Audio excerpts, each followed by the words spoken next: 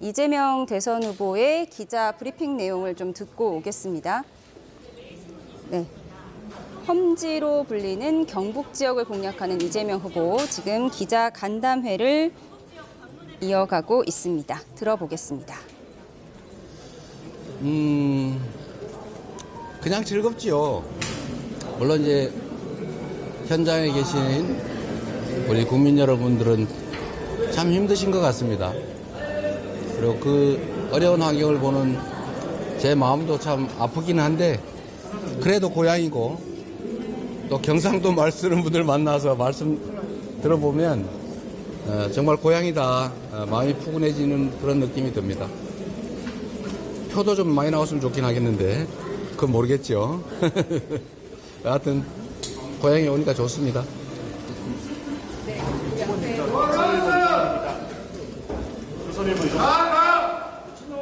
잠깐만. 저 끝나거나 합시다. 자, 다 정리됐어요? 정리됐어요. 자, 네. 아까 질문이랑 좀 이어지는 건데, 이제 경북 지역이 원래 민주당에 좀 험지로 네. 이어져 있고, 저번 대선에서는 한 20% 초반대 이제 득표를 받으셨는데, 이번에 좀 돌아보시니까 어떠신지, 그리고 이제 이번에는 좀 대구 경북 지역에서 많이 표를 받으실 수 있을 것 같아서, 직접 느끼시는 게. 글쎄 잘 모르겠어요. 그래도 정치인들은 가끔씩 함정에 빠지는데, 다 만나면 다들 좋아하세요. 박수 쳐주시고 응원해 주시는데, 막상 뚜껑을 열어보면 좀 다른 경우들이 있습니다. 뭐 경북이 우리 민주당 입장에서는 대구만큼이나 어려운 지역인데, 언제나 우리는 오해를 벗기 위해서 또 희망을 함께 나누기 위해서 최선을 다합니다. 그러나 이번 6월 3일 이번 대통령 선거는 이 나라의 운명이 걸린 매우 중요한 선거입니다. 네 편, 내 편, 또 색깔 이런 걸 따지기 전에 진정으로 나라를 위해서, 이 나라 국민들의 더 나은 삶을 위해서 첫째로 충직하고 두 번째로 유능한 그런 일꾼이 누구인가를 잘 판단해 주시기를 새삼 당부드릴 뿐입니다. 최선을 다하겠습니다.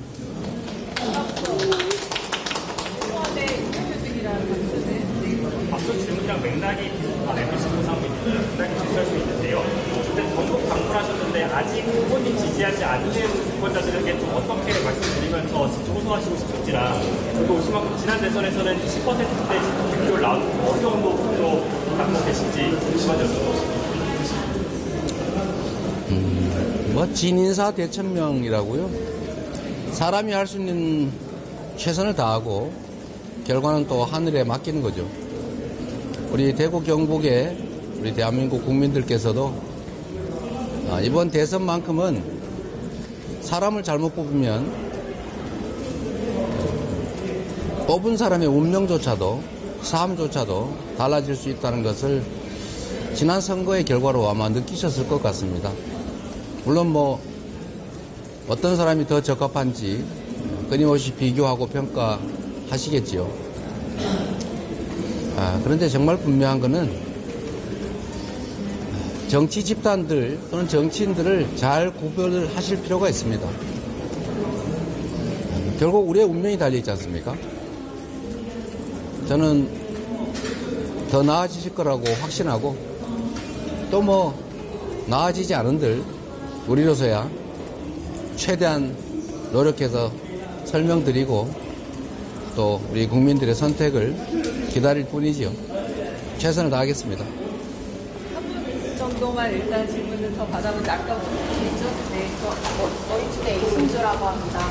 오늘 김재현 진보당 대선 후보가 압도적 대선 승리를 위해서 대선 후보직 사퇴하고 후보님 지지 선언을 했는데요. 진보 진영 단일화에 대한 후보님의 입장을 여쭙고 싶습니다.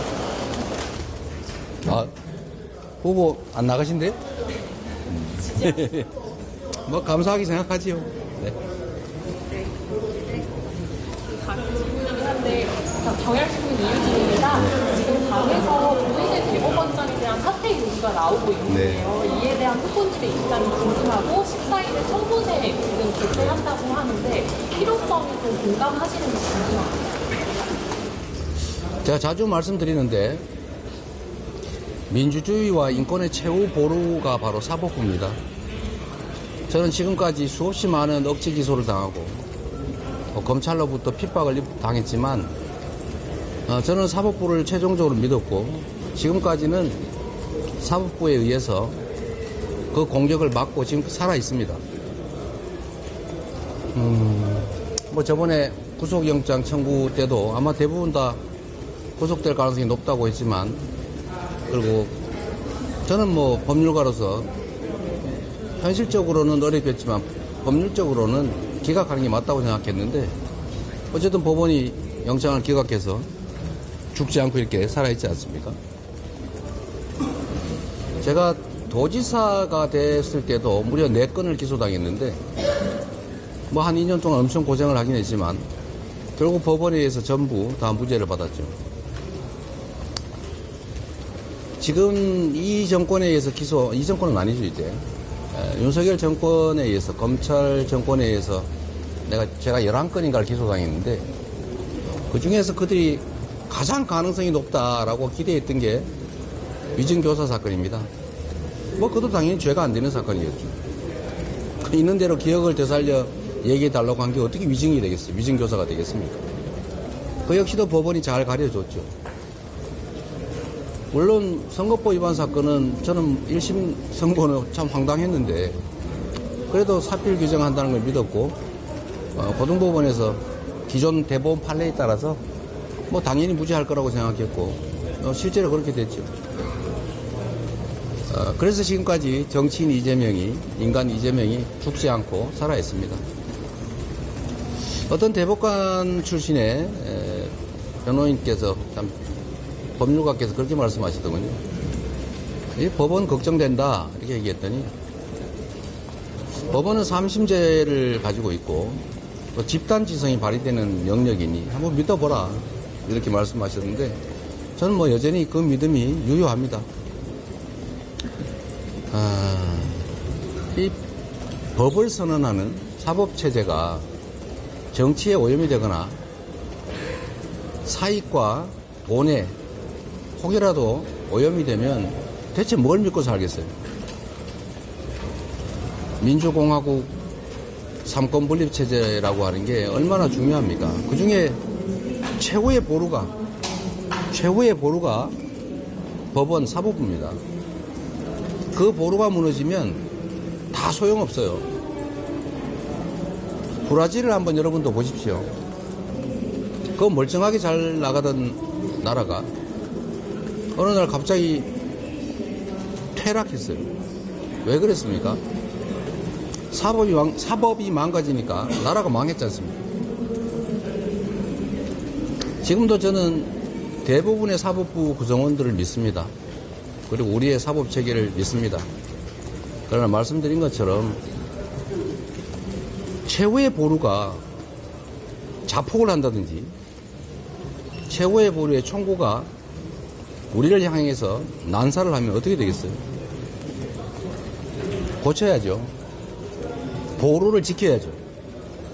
보루를 지켜야 민주주의가 지켜지고 민주공화국이 지켜집니다. 그 보루를 지키는 길이 어떤 길인지를 우리 국민들께서도 다 아십니다. 사법부 구성원들도 다 알고 있죠. 정의와 상식, 합리에 따라서 헌법과 법률에 따라서 모두들 잘 판단하고 잘 처리할 거라고 믿습니다. 네. 죄송한데 저희가 일정이 그냥 놔두세요. 밀렸는데 하나만. 아니 뭐 저도 할 말이 좀 있으니까 하라고. 비가 와서 오늘 일정이 많이 밀려서 네. 이어지는 질문이어가지고 질문을 드렸는데 전국 법관 회의가 29일로 잡혔습니다. 며칠요? 29일로 잡혔는데요. 아, 상당히 늦게 잡혔네요. 후보님 사건 관련이니까 한 말씀 부탁드립니다. 또 아까 가보신 기념관 큰 추가를 하셨는데 어떻게 그렇게 좀 하시게는 그래도 말씀해주세요. 일단 저는 우리 사회가 앞으로 해결해야 될 제일 중요한 과제 중에 하나가, 물론 먹고 사는 문제를 해결하는 게 제일 중요하겠습니다만, 그거 별로 중요하지 않는 걸 가지고 좀 덜 싸웠으면 좋겠어요. 좌니 우니 파란색이니 빨간색이니 물론 차이들이 있으면 그 차이를 드러내고 조정할 필요가 있습니다. 뭐 없게 할 수는 없죠. 그러나 차이는 차이일 뿐이죠. 다르다고 해서 틀린 건 아닙니다. 근데 우리는 다르기만 하면 제거하려고 해요. 제거하고 자기만 살겠다는데 세상에 그게 가능합니까? 음지가 있으면 양지가 있는 거고 산이 높으면 골도 깊은 것인데 내가 이쪽을 생각하면 저쪽이 생각하는 사람도 있죠. 동전도 앞면이 있어야 뒷면이 있는 거 아닙니까? 서로 존재를 인정해야 됩니다. 그리고 차이 크지 않아요.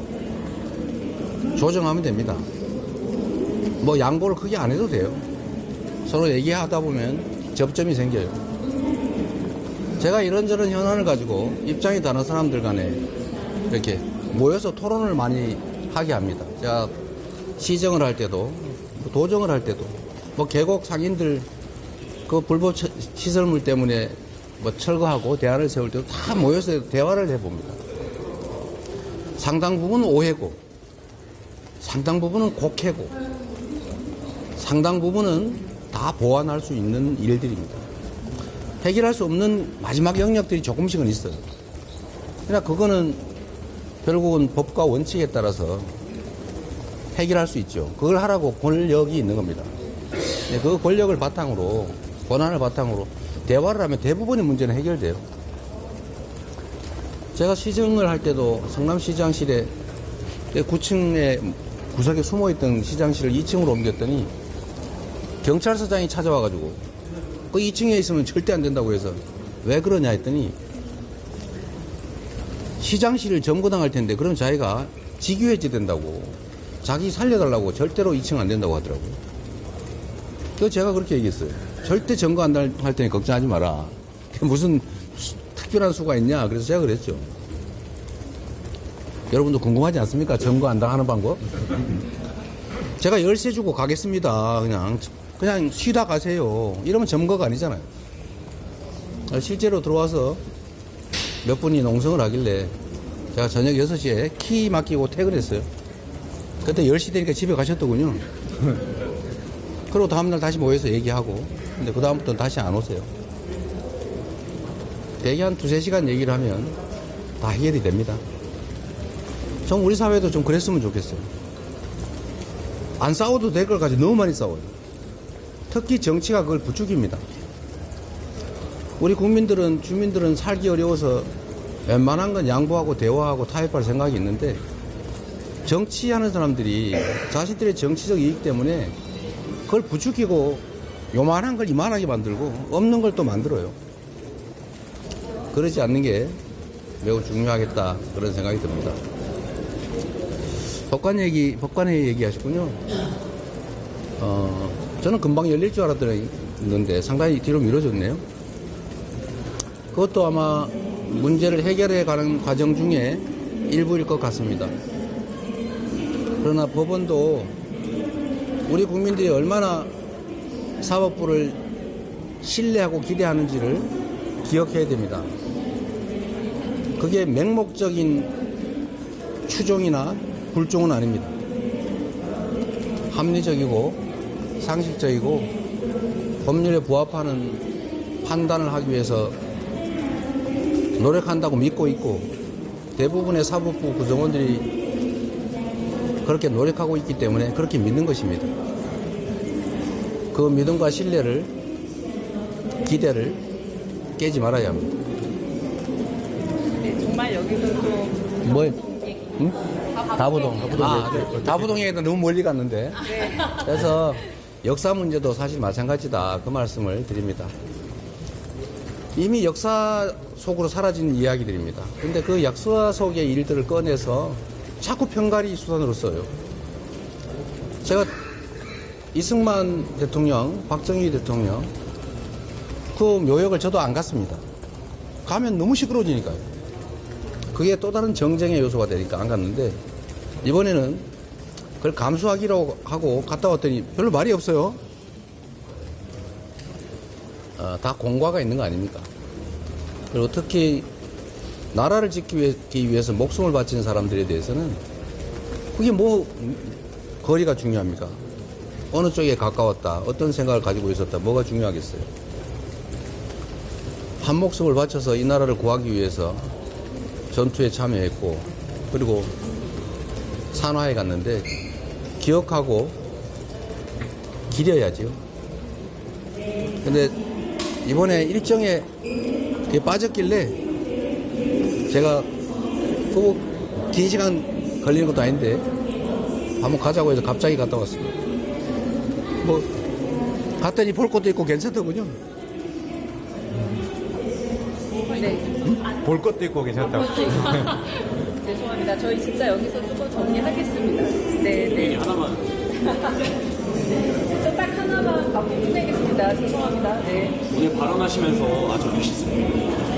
오늘 발언하시면서 12월 3일 비상기업을 주권자 국민들이 뭉쳐서 이겨냈다는 것을 반복할 때는 12월 3일을 국가기념일로 지정하는 것을 공약화하실 계획도 있으신가요?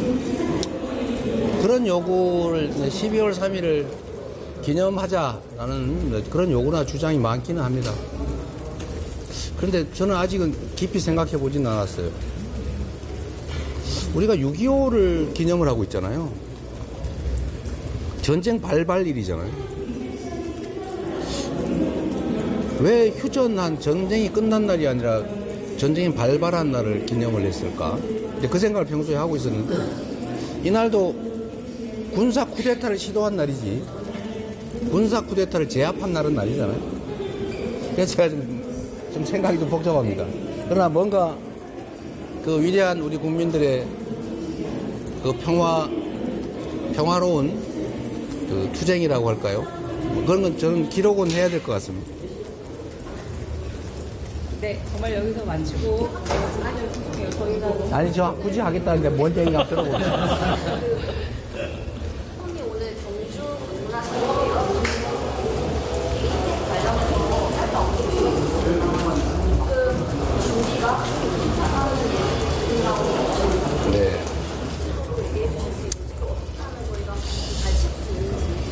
네. 지금 에이펙 올 가을에 열리는 에이펙은 우리나라 입장에서뿐만 아니라 전 세계적으로 매우 중요한 이벤트죠. 그리고 우리는 그 자리에서 아마도 푸틴과 시진핑, 트럼프 이 세계 정상들이 만나게 될 가능성이 상당히 있습니다.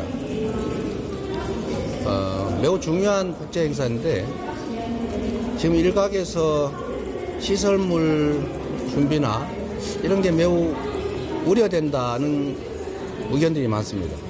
꽤 오래전부터 나온 일인데 특히 내란 사태 때문에 거의 준비가 좀 부실하지 않느냐는 걱정들이 많아서 우리 당내에서도 이 문제를 의논을 좀 하고 있고 또 국회나 또 정부를 통해서 좀 준비를 하도록 촉구도 하고 있습니다만 하여튼 6월 3일 선거가 끝나면 별도의 좀 규모 있는 팀을 꾸려서라도 신속하게 좀 대비책을 강구해야 될 상황입니다.